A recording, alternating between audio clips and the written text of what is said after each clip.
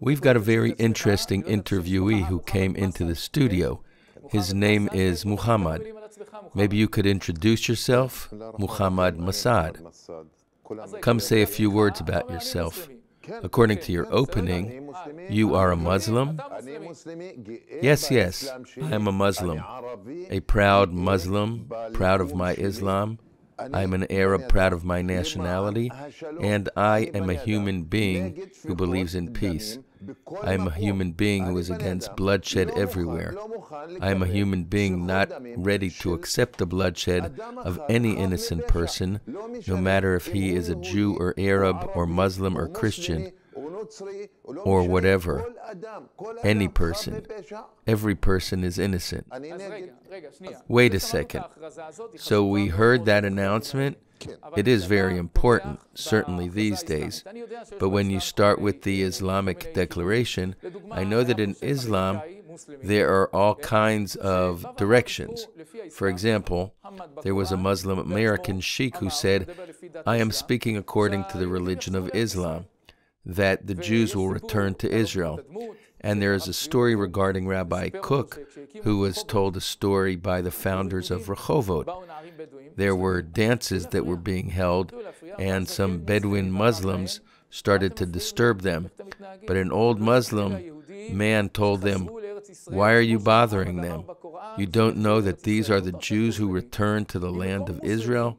As Muhammad said in the Quran, that they will return to the land of Israel? Leave them alone. This is their land. Now I ask you, we are now in an event where Hamas terrorists entered and behaved in a monstrous manner. There is no other word. They did horrible things like ISIS. The American president says, worse than ISIS, and undertakers who were taking care of the bodies of those murders say that the things they did were even worse than the Nazis. Now you are a Muslim. What do you have to say to them? Wait, I'm a Muslim who started my opening with the word in the name of God, the Merciful One. This is the Islam I know and recognize that it's the same thing. This is the Judaism I know, and I recognize this. This is the Christianity I know, and I recognize that that is the same thing. The God I know belongs to any Muslim who believes in murder, who claims he is a Muslim, is not. These people are not Muslims and do not belong to Islam, and their actions prove it.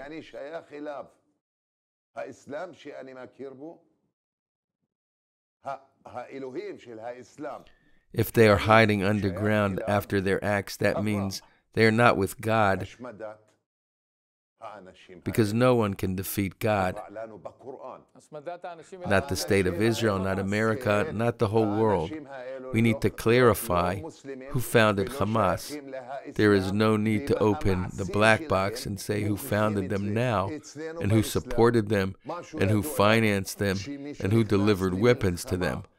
Now is not the time to open the black boxes, but time will come, and you will open many groups.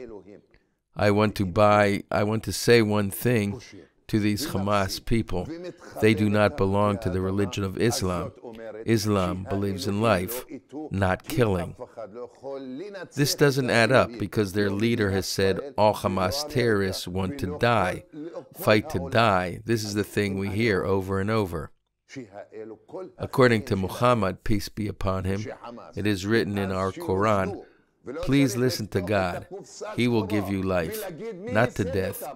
Our mission is to save everyone's life, even the one we are fighting.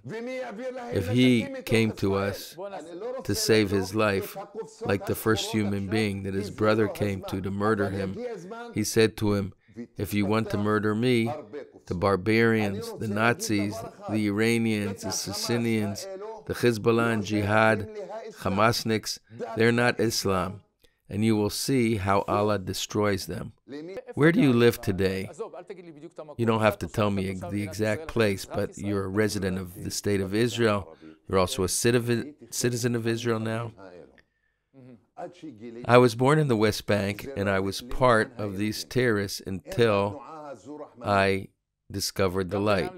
For God's sake, there is no mercy in this movement, also among themselves. I was sure what I was in with them. They are cruel to each other, even to those who oppose them. I began to oppose them. They threatened me. I moved to Israel. I live now in the state of Israel. My manners and my culture call for respect for the place that I live in, and not to destroy it, or incite against it, or betray it, or hurt it. So I use my abilities for the security of the state of Israel. How many Muslims think like you do? We don't see them. You are a rare voice. Even the Muslims in Gaza? Are there even within Gaza some certain percentages who think like you? Is there even such a thing, such thought in Gaza?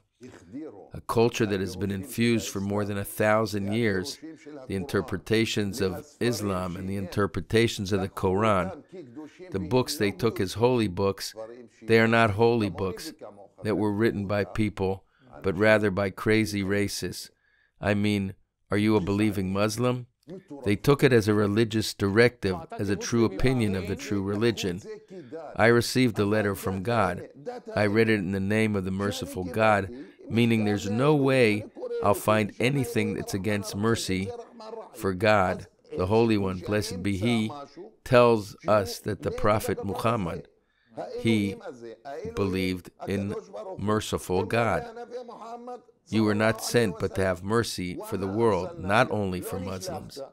Where was the mercy for the whole world on Shabbat?